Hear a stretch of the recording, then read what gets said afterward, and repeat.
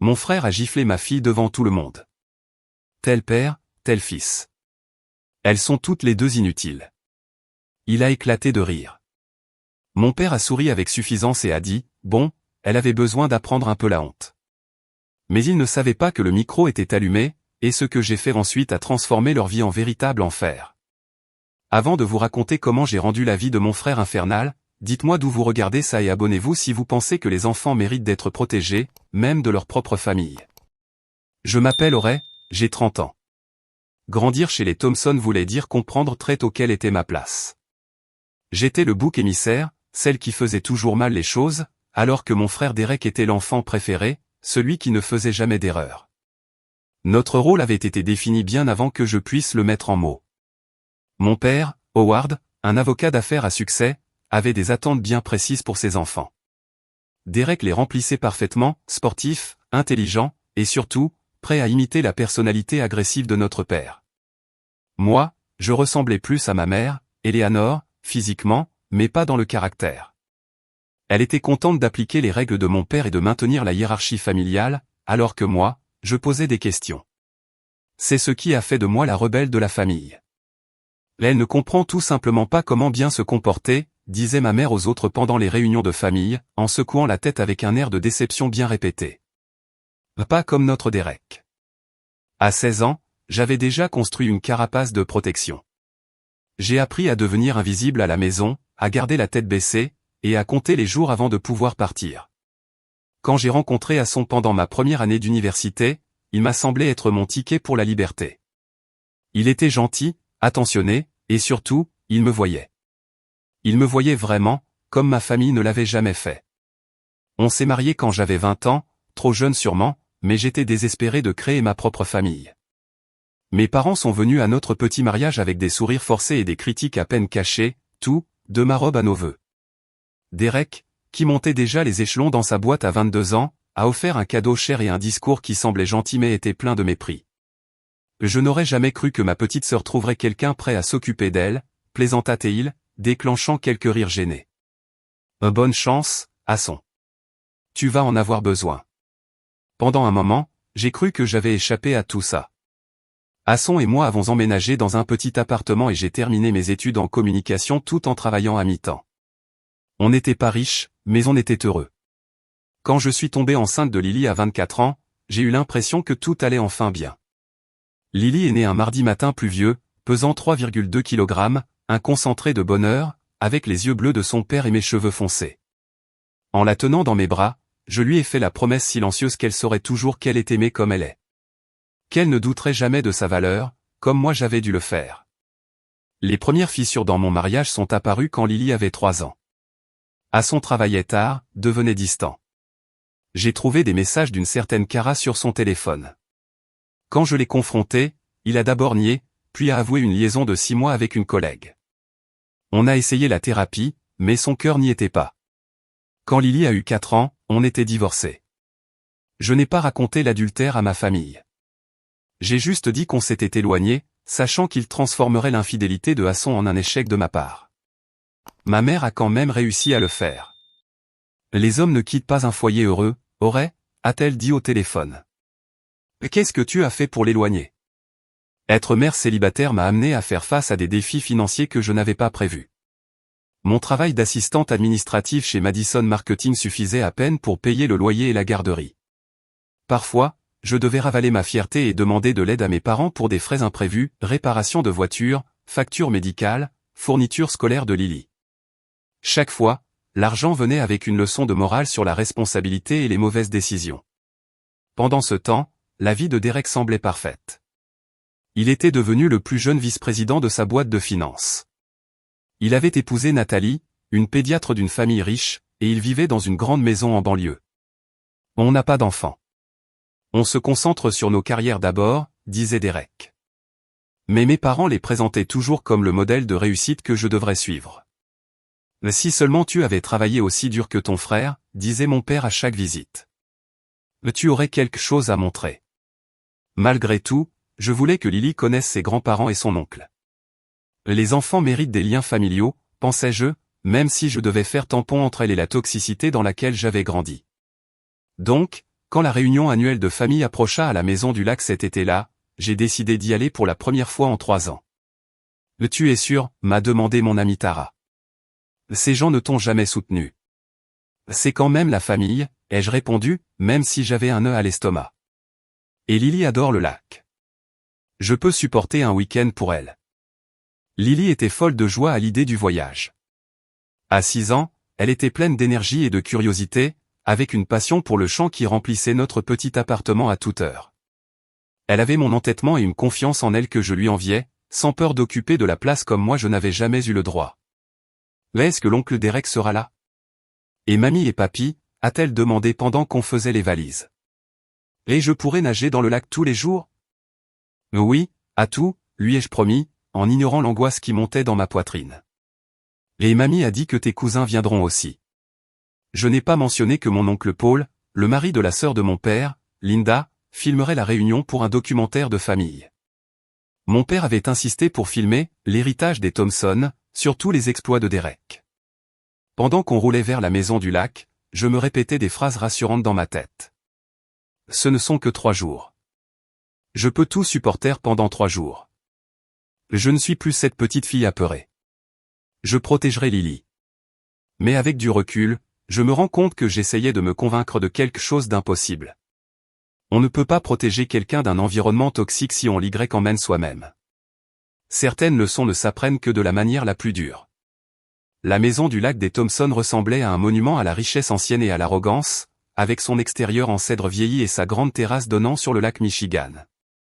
En garant notre petite voiture dans l'allée circulaire, derrière le BMW brillant de Derek et la Mercedes de mes parents, j'ai ressenti ce même malaise familier.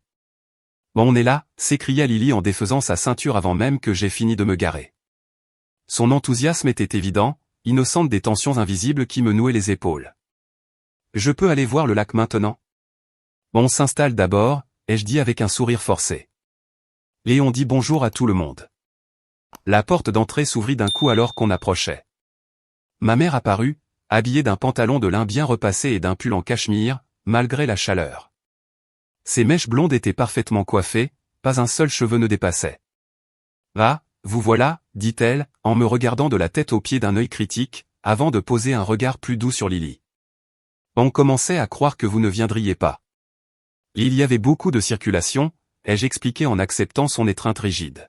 « Je suis contente de te voir, maman. » À l'intérieur, le grand salon était en effervescence, les membres de la famille préparaient nourriture et boissons.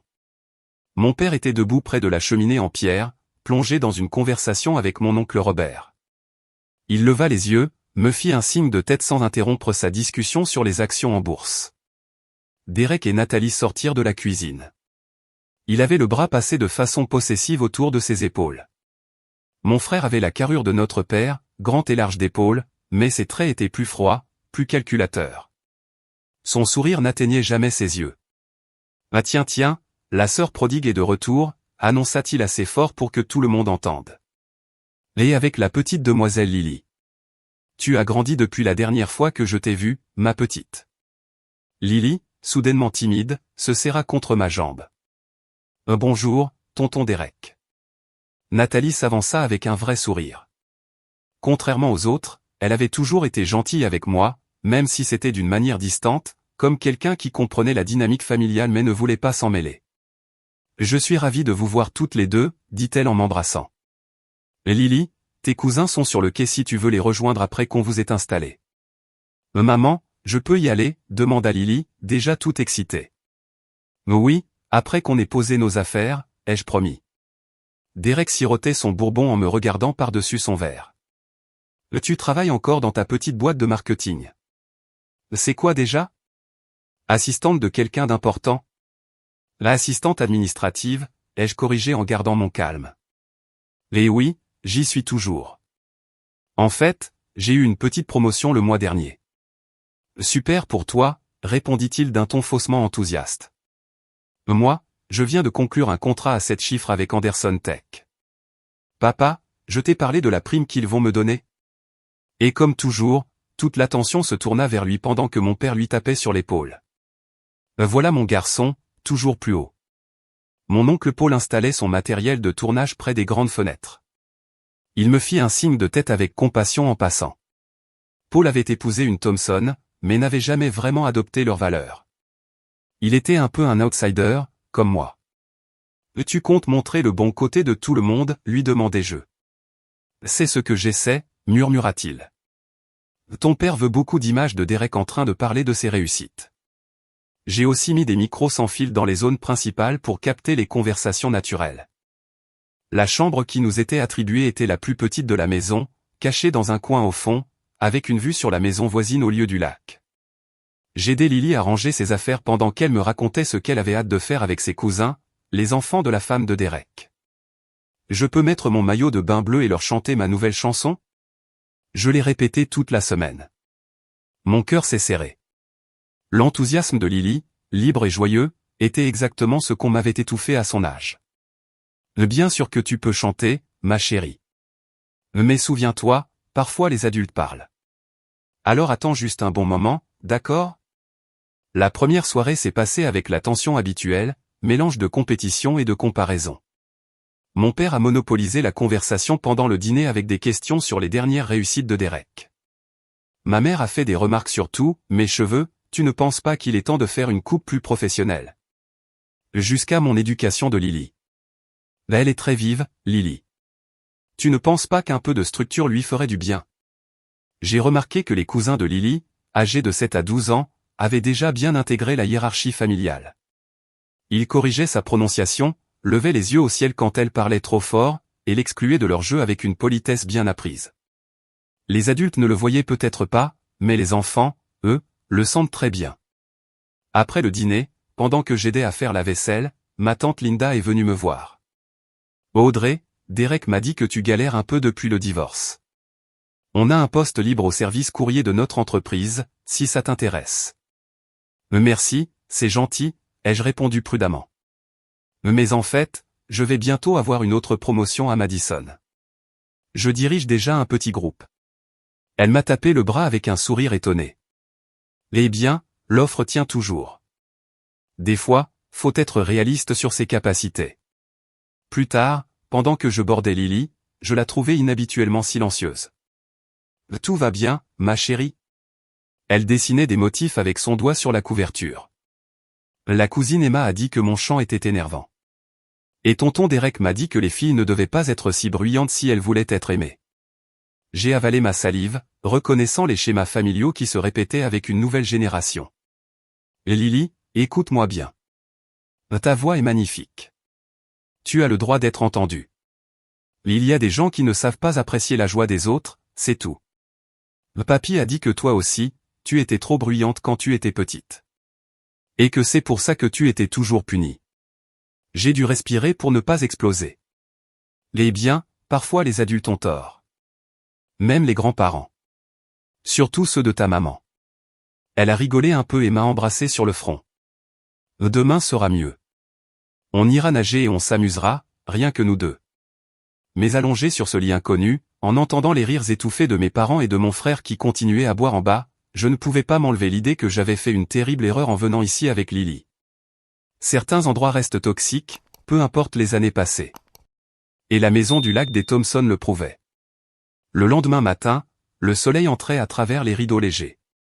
Lily se réveilla avec son énergie habituelle, comme si les blessures de la veille étaient oubliées grâce à la promesse de nager dans le lac et de manger des gaufres. Maman, debout. Tonton Paul a dit qu'il y a un super petit déjeuner dans la grande salle. Elle sautillait au bord de mon lit, déjà habillée de sa robe d'été bleue avec des papillons jaunes. Je regardais mon téléphone. 8h17. J'aurais aimé dormir un peu plus après cette nuit agitée, mais son excitation était contagieuse. D'accord, je suis réveillé. Laisse-moi m'habiller et on descend. La grande salle, que mes parents appelaient pompeusement le « salon principal », était immense, avec un plafond haut et une vue panoramique sur le lac. C'était la salle à manger et de réunion, avec une acoustique parfaite qui amplifiait tous les sons. Quand Lily et moi sommes arrivés, la plupart de la famille était déjà là. Mon père siégeait à la tête de la grande table en chêne, un journal en main.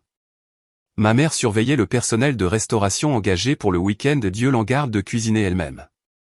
Derek et Nathalie étaient assis près de lui, plongés dans une conversation sérieuse sur les investissements immobiliers. Bonjour à tous, dis-je en entrant, obtenant à peine quelques hochements de tête distraits. Audrey, le café est sur le buffet, dit ma mère. Et Lily, les enfants sont à la petite table près de la fenêtre. Je vis Paul installer discrètement des micros autour de la pièce, prêt pour une nouvelle journée de tournage du documentaire. Il me fit signe pendant que je me servais un café. Tu enregistres tous les drames familiaux sur bande, chuchotai-je. Ton père veut des interactions familiales authentiques, répondit-il avec un regard lourd de sens. Pour l'héritage. Le petit déjeuner se déroula sans incident, au début. Lily rejoignit ses cousins, essayant de s'intégrer à leur discussion, mais elle fut encore une fois poliment mise à l'écart. Je m'installai près de ma tante Linda et de son mari, et on parla du temps et du prix de l'immobilier. 30 minutes plus tard, les enfants avaient terminé de manger et étaient partis jouer au fond de la salle. Les adultes restaient à table, les verres de mimosa se remplissaient, les conversations devenaient plus bruyantes. Je gardais un œil sur Lily, qui s'était mise à chanter doucement en coloriant dans son cahier. Petit à petit, sa voix s'éleva. C'était une chanson de son dessin animé préféré, sur l'amitié et les aventures. Sa petite voix douce résonnait dans la salle, montant parfois au-dessus des voix des adultes.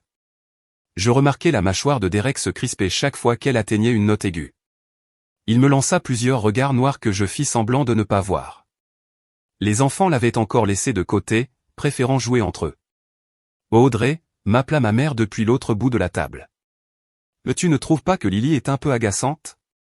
Avant que je puisse répondre, la voix de Lily monta encore dans le refrain, totalement inconsciente de la tension que son chant joyeux provoquait. Bon sang, grogna Derek, assez fort pour que les conversations autour s'arrêtent. Tu peux pas contrôler ta fille 5 minutes. Je me levai pour aller discrètement dire à Lily de baisser un peu la voix, quand tout arriva en même temps. Derek repoussa violemment sa chaise, qui racla sur le sol. Il s'avança rapidement vers la zone des enfants. Je tentai de l'intercepter, mais ma tante me posa une question qui me retarda quelques secondes. Des secondes qui allaient tout changer. Derek arriva près de Lily. Elle leva les yeux vers lui avec un sourire innocent, qui disparut quand il leva la main et la gifla. Le bruit résonna dans toute la salle soudain silencieuse. Le temps sembla s'arrêter. Le petit corps de Lily chancela sous le coup. Son cahier de coloriage tomba au sol. Une marque rouge apparut immédiatement sur sa joue pâle. Un tel père, telle fille, lança Derek en regardant autour de lui. Là elles sont toutes les deux inutiles. Même pas capables de se tenir correctement en public. La voix de mon père me sortit de mon état de choc. Eh bien, elle avait besoin d'apprendre un peu la honte, dit-il avec un sourire moqueur. Les filles d'aujourd'hui ne savent plus se tenir correctement. Ma mère se mit à rire doucement. Audrey n'a jamais compris la valeur de la discrétion. Je sortis enfin de ma torpeur et courus vers Lily, qui avait commencé à pleurer, son petit corps tremblait sous le choc, la douleur et l'humiliation. Je la pris dans mes bras, et la gravité de ce qui venait de se passer m'engloutit d'un coup. « Mais qu'est-ce qui ne va pas chez toi » criai-je à Derek, qui me regardait les bras croisés. « Elle a 6 ans. Elle est assez grande pour apprendre que le monde ne tourne pas autour de son bruit, répondit-il froidement. Peut-être que si quelqu'un t'avait appris ça, tu ne serais pas une secrétaire divorcée qui élève une gamine toute seule. L'assistante administrative, corrigeai-je automatiquement, la voix tremblante de rage et de stupeur. Et ce n'est pas une gamine. C'est une enfant qui chantait. Mon père replia son journal avec précision. Audrey, tu en fais des tonnes comme toujours. Un peu de discipline n'a jamais fait de mal à personne. Regarde comment Derek a réussi, comparé à toi qui gâtes cette petite. La salle s'était divisée. Certains semblaient d'accord avec Derek, d'autres étaient mal à l'aise, mais restaient silencieux. Paul, mon oncle, était figé près de son matériel, le visage pâle. Et là, je réalisais. Le micro. Les micros du documentaire étaient allumés. Tout avait été enregistré. Même à travers ma colère et les larmes de ma fille, je compris qu'on avait une preuve irréfutable de ce qui venait de se passer. Derek le comprit aussi, il jeta un œil vers Paul et son matériel. « Vous savez quoi » dis-je en me levant avec Lily dans les bras, son visage collé contre mon épaule. « C'est fini. Personne ne touche à ma fille. Personne. »« Arrête ton cinéma » dit ma mère avec mépris. « Ce n'était qu'une petite tape. Tu te ridiculises. » Moi, je me ridiculise, ricanai-je, incrédule. Mon frère vient de frapper une enfant de 6 ans parce qu'elle chantait, et c'est moi la honte? Derek s'avança vers moi, menaçant. Fais attention à ce que tu dis, Aurey. C'était de la discipline, pas une agression. Tu ne sais clairement rien à ce sujet. Je reculai d'un pas, serrant Lily plus fort. Ne nous approche pas. On s'en va. Tu fuis encore, hein? Cria Derek pendant que je montais les escaliers. C'est tout ce que tu sais faire. Je ne répondis pas. Je voulais juste mettre Lily à l'abri. Quand on arriva dans notre chambre, j'entendais déjà les discussions reprendre en bas. Pour eux, c'était un petit incident. Mais moi, je savais que tout avait changé. Le jeu avait changé. Derek avait franchi une ligne qu'il ne pourrait jamais effacer. Et grâce à l'obsession de mon père pour filmer son héritage, j'avais des preuves. Dans notre petite chambre, je posai Lily doucement sur le lit. Elle pleurait encore par petits sanglots. Mais la marque rouge de la gifle était toujours là, bien visible. Je pris un gant de toilette, le passai sous l'eau froide, et l'appliquai doucement sur sa joue. Ça fait mal, maman, gémit-elle. Pourquoi tonton Derek m'a frappé? Est-ce que j'ai été méchante? Cette question m'a brisé. Non, ma chérie. Tu n'as rien fait de mal. Pas du tout. C'est tonton Derek qui a eu tort de te frapper. Très, très tort. Mais papy a dit. Papy aussi a eu tort, dis-je fermement en la serrant contre moi. Personne ne devrait jamais te frapper. Surtout pas pour avoir chanté. Ta voix est magnifique. Pendant que Lily se calmait peu à peu, je commençais à faire nos valises, les mains tremblantes. Il fallait qu'on parte tout de suite. Je savais que si on restait, ma famille allait minimiser ce qui venait de se passer. Ils allaient tout tourner comme si c'était moi le problème. Et Lily, elle, allait finir par douter de ce qu'elle avait ressenti. Quelqu'un frappa doucement à la porte. Je sursautai. C'est qui? C'est Paul, répondit une voix basse. Je peux te parler une minute? Seul à seul. J'hésitais. Puis j'ouvris un peu la porte. Ce n'est pas le moment. Le visage de Paul était sérieux. Je sais. Écoute, j'ai tout enregistré. La gifle, les paroles de Derek, les commentaires de ton père. Tout. Il baissa encore la voix. Je peux te faire une copie avant qu'il ne me force à tout effacer. Un calme glacial s'empara de moi. Tu ferais ça? Il hocha la tête. Ce que Derek a fait, c'est une agression. Et les autres? Lily secoua la tête. J'ai épousé cette famille, mais j'ai jamais vu ça. Linda ne sait pas que je suis là. Merci, murmurai-je. On s'en va dès que j'ai fini de tout ranger. Retrouve-moi près de ma voiture dans 20 minutes. Tu me donneras la copie sur une clé USB. Après son départ, j'ai appelé Tara. Elle a décroché dès la deuxième sonnerie. Alors, comment se passe la réunion familiale de l'enfer? Demanda-t-elle d'un ton léger. Derek a frappé Lily, dis-je, la voix brisée. Il lui a mis une gifle parce qu'elle chantait trop fort. Et mes parents ont rigolé. Il y eut un silence de choc, puis la voix de Tara explosa de colère. Et dis-moi que tu pars là, maintenant. Je suis en train de faire les valises. Viens direct chez moi, insista TL. Ne rentre pas chez toi, au cas où ils essaieraient de te suivre. Quand j'ai raccroché, Lily s'était endormie, épuisée d'avoir pleuré. J'ai fini les valises rapidement, puis je les réveillai doucement. On va rendre visite à Tata Tara, lui expliquai-je, en utilisant le surnom affectueux. On doit partir discrètement, d'accord? Elle hocha la tête, encore un peu absente. Ça me brisait le cœur. En descendant les escaliers avec les bagages, ma mère nous arrêta dans le hall. Où vous croyez aller? Demanda-t-elle, la voix tendue. À la maison, répondis-je sèchement.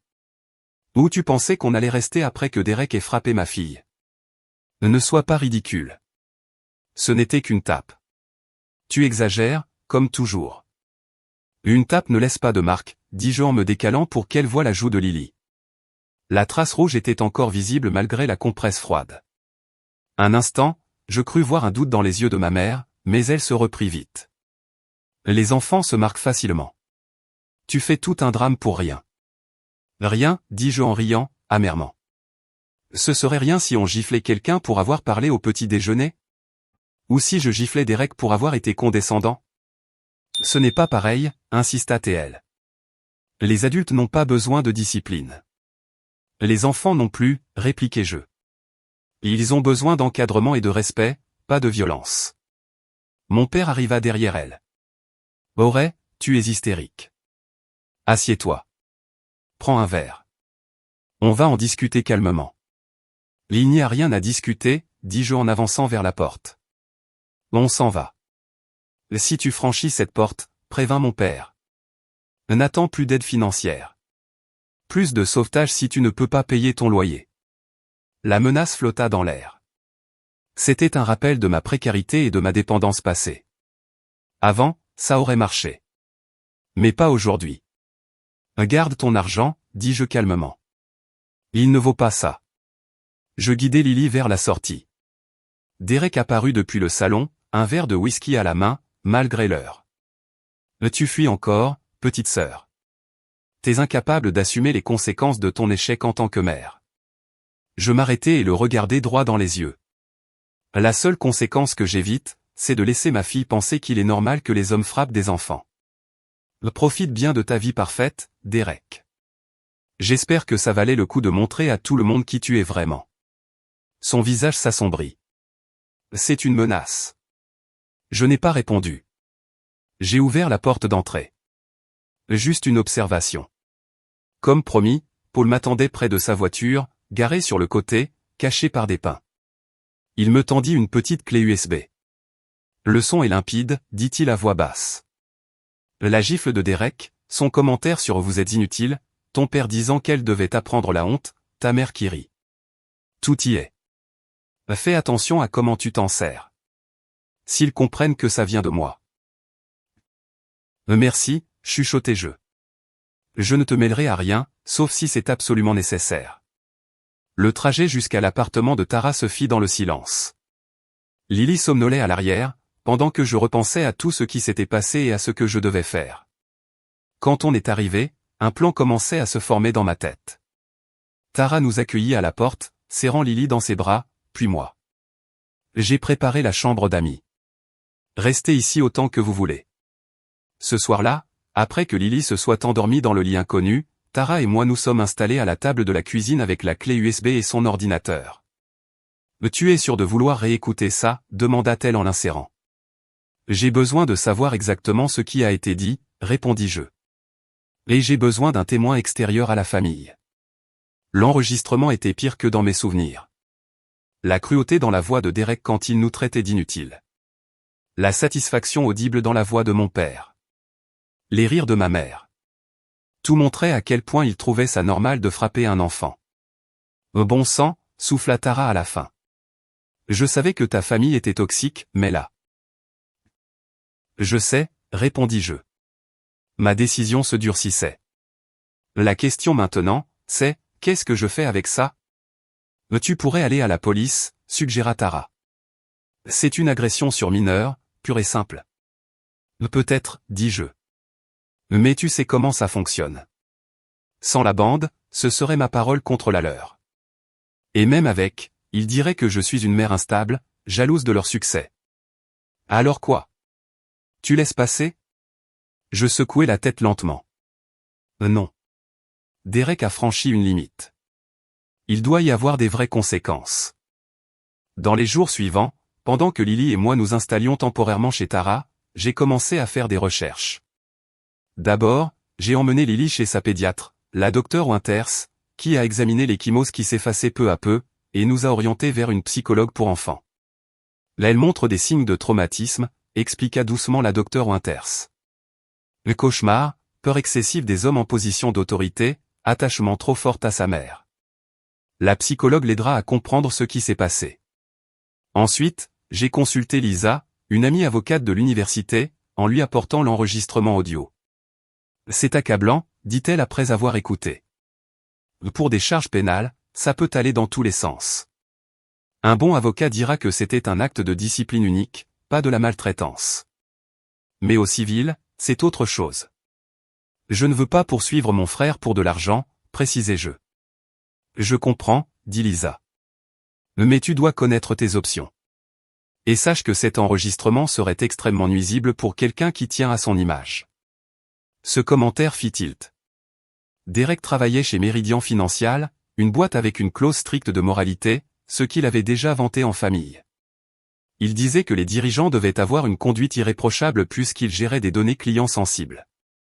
Et si je ne cherchais pas à le poursuivre en justice, mais à le rendre responsable? À le confronter à ses actes? Ce soir-là, j'ai commencé à fouiller dans sa vie professionnelle. Le site de son entreprise le présentait comme impliqué dans la communauté, il siégeait au conseil d'une association caritative pour enfants, et il faisait du mentorat auprès de jeunes lycéens. L'ironie me donnait envie de hurler. Alors, j'ai fait un plan. Chaque action était pesée, son efficacité, son impact, et surtout, ce que ça ferait vivre à Lily. Ce n'était pas de la vengeance. C'était pour la justice. Pour protéger Lily. Et aussi pour que Derek comprenne que ses actes ont des conséquences. 3 jours après notre départ de la maison du lac, Lily se réveilla en hurlant à cause d'un cauchemar. Tonton Derek me poursuivait, sanglota-t-elle dans mes bras. Il voulait encore me taper parce que je chantais. Je l'ai tenue longtemps, la rassurant jusqu'à ce qu'elle se rendorme. Et là, j'ai su. C'était décidé. Derek lui avait volé son sentiment de sécurité. Il lui avait volé la joie de chanter, ce qui la rendait si heureuse. Il l'avait rendue honteuse de sa voix. Comme mes parents l'avaient fait avec moi toute mon enfance. Ce cycle devait s'arrêter. Pas seulement pour Lily. Mais aussi pour tous les autres enfants que Derek pourrait approcher un jour. Le lendemain, j'ai mis mon plan à exécution. D'abord, la documentation. J'ai pris rendez-vous avec la docteure Melissa Garner, la psychologue recommandée. Elle était spécialisée dans le traumatisme chez les enfants et avait déjà témoigné dans des affaires d'abus. Lily montre des signes clairs de stress aigu, déclara la docteure Garner après leur première séance. Elle est anxieuse face aux figures masculines d'autorité, dort mal, et refuse de chanter, alors que c'était une activité qu'elle adorait. Elle va s'en sortir, demandai-je, le cœur serré. Les enfants sont très résilients quand ils ont un parent protecteur. Vous avez bien réagi. Mais ce qu'elle a vécu est un vrai traumatisme, pas une simple leçon de discipline. Elle me donna un rapport écrit décrivant les symptômes de Lily et leurs causes. C'était la première pièce de mon dossier. Puis vint la plainte à la police. L'agent qui prit ma déposition était compatissant mais réaliste. Sans blessure visible et sans témoin extérieur, ce genre d'affaire est difficile à poursuivre, dit l'agent Anquin. Ce genre de discipline parentale tombe dans une zone floue. Il s'interrompit après avoir écouté l'enregistrement. Mais ça change tout. Cette plainte crée un dossier officiel. Ça pourrait être utile plus tard. Pendant ce temps, mon téléphone vibrait sans cesse. Des messages de membres de la famille. Ma mère m'envoyait des textos qui allaient du chantage émotionnel. Tu brises le cœur de ton père avec tout ce drame. À la minimisation. Ce n'était qu'une gifle, pour l'amour de Dieu. Derek, lui, était passé de moqueur, fais-toi une raison, à menaçant. Mais tu vas le regretter si tu fais tout un plat de ça. Je n'ai répondu à aucun d'eux. À la place, j'ai créé une version coupée de l'enregistrement. Pas modifiée, juste réduite aux moments essentiels. La gifle.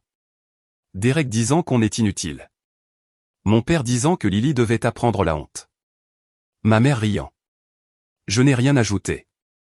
Leurs mots parlaient d'eux-mêmes.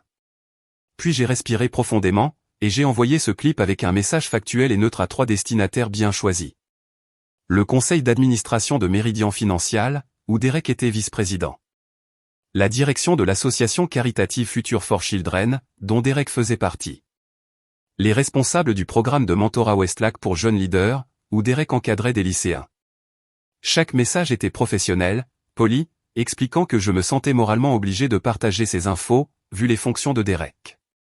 Je demandais à ce que mon nom soit gardé confidentiel, pour protéger l'intimité de ma fille. « Tu es sûr de toi ?» demanda Tara, alors que j'hésitais à envoyer le dernier email. « Il n'y aura pas de retour en arrière. »« Je suis sûr, » répondis-je, repensant à la question de Lily. « J'ai été méchante ? Aucun enfant ne devrait croire qu'il mérite d'être frappé parce qu'un adulte ne contrôle pas sa colère. Derek avait fait son choix en frappant une fillette de 6 ans parce qu'elle chantait. Maintenant, il devait faire face aux conséquences. En quelques heures, mon téléphone s'est mis à vibrer sans arrêt. Derek avait découvert ce que j'avais fait. Je suppose que l'un des membres du conseil l'avait appelé immédiatement. Ses messages sont passés de menaçants à paniqués. Qu'est-ce que t'as fait? Le conseil a convoqué une réunion d'urgence. Il parle de me suspendre le temps de l'enquête. Tu dois leur dire que c'est juste un malentendu familial. Mes parents ont rejoint le flot de messages. Ceux de mon père étaient froids et furieux. Tu as trahi ta famille pour attirer l'attention. Ceux de ma mère étaient de plus en plus désespérés. S'il te plaît, appelle-nous. On peut régler ça ensemble. Je les ai tous bloqués. Paul m'a appelé le soir même, parlant à voix basse. Derek est en train de péter les plombs chez tes parents, dit-il. Ils savent que j'ai filmé, mais pas que je t'ai donné une copie. Derek menace de te poursuivre pour diffamation. Mais qu'il essaie, répondis-je calmement. La vérité est une défense parfaite contre la diffamation. Tout ce que j'ai fait, c'est partager ses propres paroles et actes avec des gens qui ont besoin de les connaître. Tes parents disent à tout le monde que tu es instable. Qu'en fait, tu as toujours été jalouse de Derek. Ils essaient de faire croire que c'est juste une histoire de divorce et d'argent. Je ris sans joie. Et évidemment. C'est plus facile pour eux que d'admettre que leur fils chéri a frappé une petite fille parce qu'elle chantait.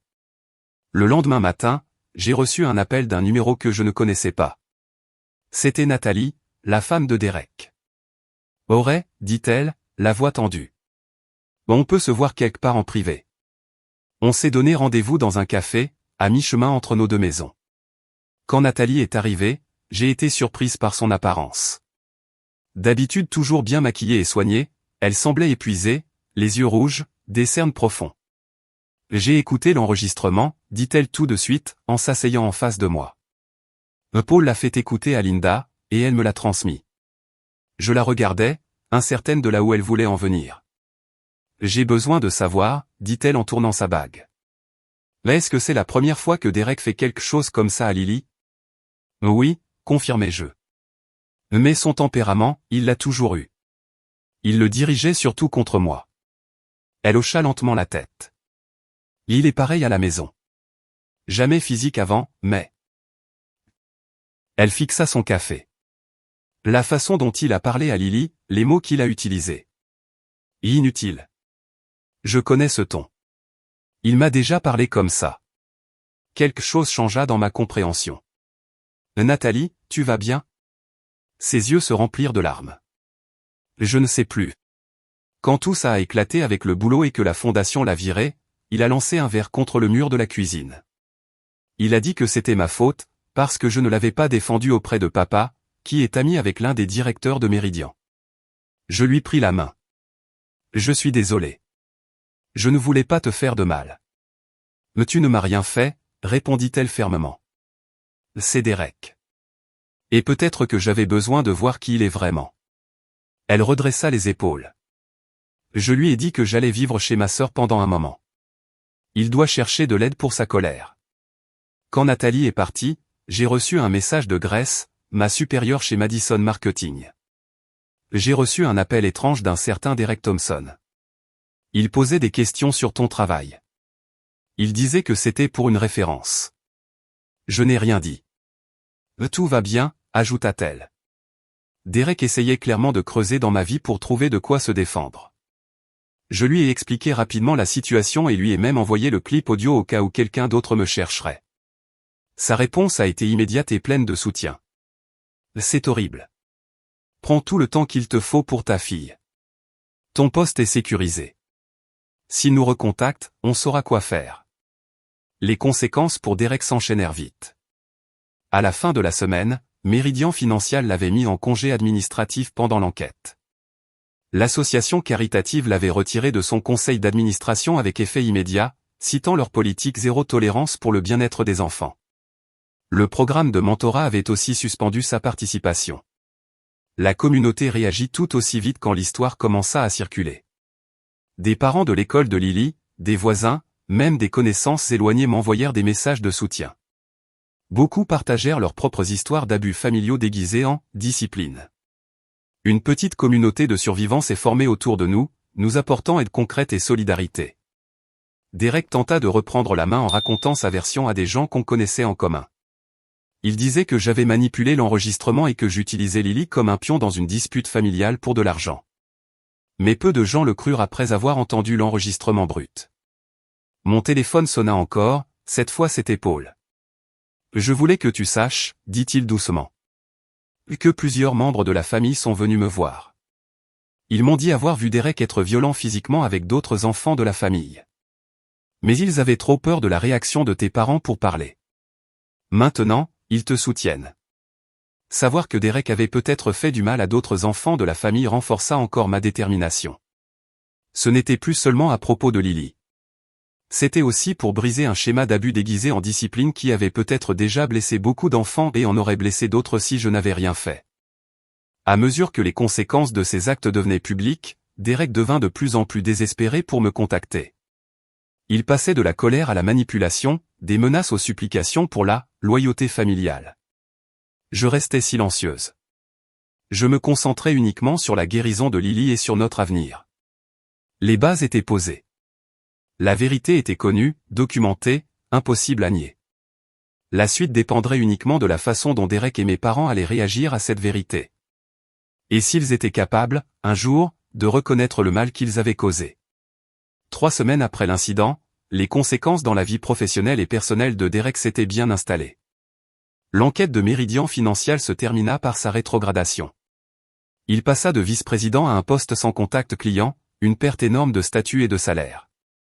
L'association caritative pour enfants l'avait retiré définitivement de son conseil.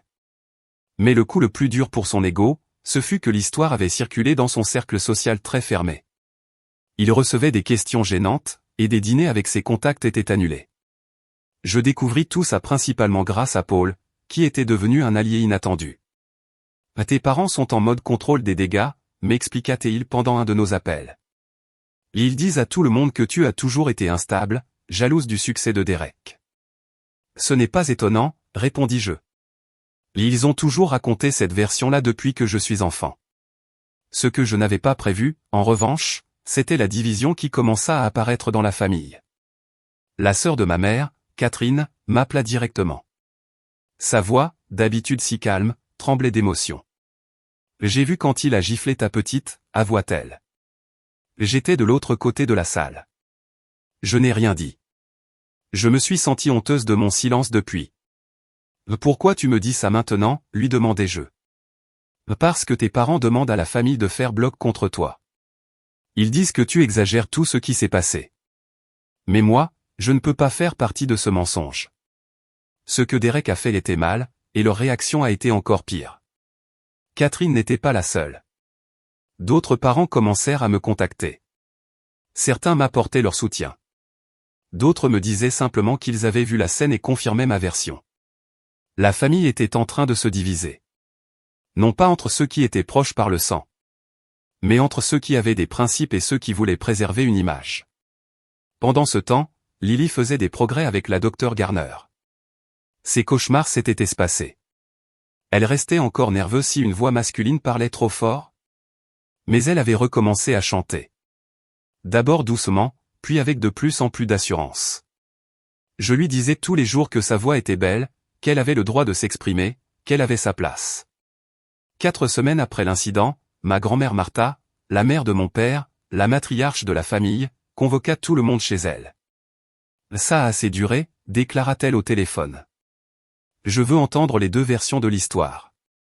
Et je veux que la famille se réconcilie. » Je lui répondis. « Grand-mère, il n'y a pas 2 versions quand il s'agit de frapper un enfant. » Peut-être, admit-elle, à ma surprise. Mais il faut une solution. Dimanche à 14h. J'espère que tu viendras. J'ai demandé à la Dr Garner si je devais emmener Lily à cette réunion. Elle fut catégorique. Surtout pas. C'est une affaire d'adulte maintenant. Lily ne doit pas être exposée à un nouveau traumatisme. Tara accepta immédiatement de garder Lily. Le jour de la réunion, en conduisant vers la grande maison victorienne de ma grand-mère, l'angoisse me tordait le ventre. Je n'avais pas revu mes parents ni Derek depuis la maison du lac. Comment allaient-ils se comporter, maintenant que leur fils préféré avait enfin fait face à des conséquences réelles ? La tension dans le salon de ma grand-mère était si forte qu'on aurait pu la couper au couteau. Mes parents étaient assis bien droits sur le vieux canapé. Le visage de ma mère restait figé, mais ses yeux trahissaient sa colère. Derek et Nathalie étaient séparés, elle assise dans un fauteuil près de la fenêtre, lui appuyé contre la cheminée, les yeux injectés de sang. Des oncles, tantes et cousins adultes occupaient les autres sièges. Leur bavardage habituel avait disparu. Ma grand-mère entra la dernière, s'appuyant sur sa canne, mais elle rayonnait d'autorité malgré ses 87 ans. « J'ai vécu assez longtemps pour voir 5 générations de cette famille, dit-elle sans détour. Et je n'ai jamais été aussi déçu qu'aujourd'hui. » Mon père se redressa. « Maman, si seulement tu voulais entendre notre version. » Howard, je suis vieille, mais pas sénile, le coupa-t-elle sèchement. Paul m'a montré l'enregistrement. J'ai entendu exactement ce qui s'est passé. La pièce devint silencieuse. Ma grand-mère se tourna vers Derek. Tu as frappé une petite fille. Une enfant de 6 ans. Parce qu'elle chantait. Et ensuite, tu l'as insultée, elle et sa mère. Ton comportement est inexcusable. Derek rougit. Ce n'était pas une vraie gifle. Tout le monde exagère. Tais-toi, coupa ma grand-mère. Quand un homme adulte frappe un enfant, la force du coup n'a pas d'importance.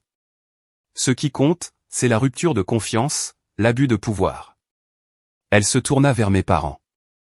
Et vous deux, vous l'avez encouragé. Vous avez ri. Vous avez minimisé. La façade de ma mère se fissura. Martha, tu ne comprends pas, aurait a toujours été difficile. Elle exagère tout. Éléanore, dit ma grand-mère. J'ai élevé ton mari. Je sais exactement où Derek a appris ce comportement. Elle regarda mon père, dont le visage était devenu livide. Howard a été sévèrement discipliné par son père. Trop sévèrement. Je regrette chaque jour de ne pas l'avoir arrêté. Je ne referai pas cette erreur. Un silence lourd tomba dans la pièce. Mon père regarda ses mains. Audrey, continua ma grand-mère. Tu as fait ce que j'aurais dû faire il y a des décennies. Tu as protégé ta fille, même si ça t'a coûté cher. Et pour ça, tu as mon respect. Je ne m'attendais pas à cette alliance. Je restai sans voix. Cela dit, reprit-elle. Cette famille est maintenant à un carrefour. On peut guérir. Mais seulement si quelqu'un assume la responsabilité. Derek se redressa, quittant la cheminée. Assumer ? J'ai été humilié publiquement, rétrogradé au travail, viré du conseil de la fondation que j'avais aidé à construire. C'est suffisant comme punition pour une gifle. Je retrouvai enfin ma voix. Ce n'est pas une question de punition, Derek. C'est une question de reconnaître ce que tu as fait et de voir l'impact que ça a eu. Lily fait encore des cauchemars. Elle a arrêté de chanter, alors que c'était ce qui la rendait heureuse. Elle m'a demandé si elle avait été méchante. Ma voix se brisa. Une fillette de 6 ans a cru qu'elle méritait d'être frappée parce que des adultes lui ont fait croire qu'elle n'avait pas le droit d'utiliser sa voix. Derek commença à parler. Je ne voulais pas. Et puis il s'arrêta, l'air perdu. C'est ça, le problème, dis-je. Mais tu n'as pas voulu la traumatiser. Tu voulais juste la faire taire, la contrôler. Comme cette famille a toujours essayé de me contrôler moi.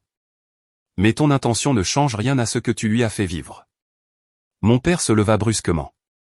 C'est ridicule. On en a assez de ce drame.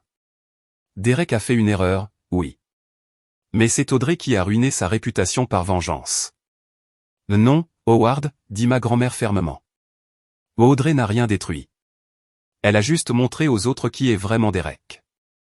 Il a ruiné sa propre réputation par ses actes. Ma mère s'écria. Je n'arrive pas à croire que tu te ranges de son côté. Je me range du côté de cette petite fille, répondit ma grand-mère. Comme vous auriez tous dû le faire. Un silence tendu s'installa dans le salon. Ma grand-mère, toujours droite malgré son âge, scrutait chacun de nous avec ses yeux clairs et lucides. Nathalie fut la première à parler. Elle avait gardé le silence jusque-là, mais sa voix était calme et ferme. J'ai demandé à Derek de suivre une thérapie pour la gestion de la colère. Il a refusé. Alors j'ai quitté la maison. Elle inspira profondément. Je demande le divorce. Derek se tourna brusquement vers elle. Quoi? Tu plaisantes? Non, répondit-elle sans détour. Je veux que nos enfants grandissent dans un environnement où personne ne pense que frapper est une solution. Et si tu ne peux pas comprendre ça, alors je ne peux pas continuer à t'excuser. Le choc sur le visage de Derek était presque pathétique. Il tenta de parler, mais aucun mot ne sortit. Il regarda ses parents, comme s'il attendait leur soutien. Mais pour la première fois, mon père et ma mère restèrent muets. Je pris une profonde inspiration. Je ne suis pas venu ici pour vous pardonner. Je ne suis même pas sûr de pouvoir. Je suis venu parce que grand-mère l'a demandé. Mais je veux que vous sachiez quelque chose. Lily et moi allons très bien, loin de vous tous. Et si vous voulez un jour faire partie de sa vie à nouveau, vous devrez d'abord reconnaître ce que vous lui avez fait. Et ensuite, vous devrez changer. Pas en parole, mais en acte. Je me levai. Merci, grand-mère, pour m'avoir laissé parler. Mais je ne resterai pas plus longtemps. Je dois retrouver ma fille. Je quittai la pièce, sous le regard de toute la famille. Certains honteux, d'autres figés, et d'autres pensifs. En sortant de la maison, je me sentis plus légère que je ne l'avais été depuis longtemps. Je n'avais pas guéri. Pas encore. Mais j'avais dit la vérité. Et j'avais défendu ma fille. Et ça, c'était déjà énorme. Quand je suis arrivé chez Tara, Lily courut vers moi. Maman.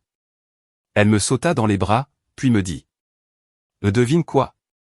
J'ai chanté une chanson devant Tara et elle m'a dit que j'étais super. Je l'ai serré fort. Parce que c'est vrai. Tu es incroyable. Ta voix mérite d'être entendue. Toujours. Quelques semaines plus tard, j'ai reçu une lettre. Pas une lettre d'excuse. Pas encore. Mais une carte, écrite de la main de ma mère. Elle disait simplement. Je pense à Lily. Et je pense à toi. Je ne sais pas comment réparer. Mais je veux essayer. Si tu veux bien. Je ne savais pas encore quoi répondre. Mais au moins, c'était un début. Et même si la route serait longue. Je savais que Lily grandirait dans un monde où elle ne serait pas réduite au silence. Où elle n'aurait pas honte de ce qu'elle est. Et où l'amour serait plus fort que la peur.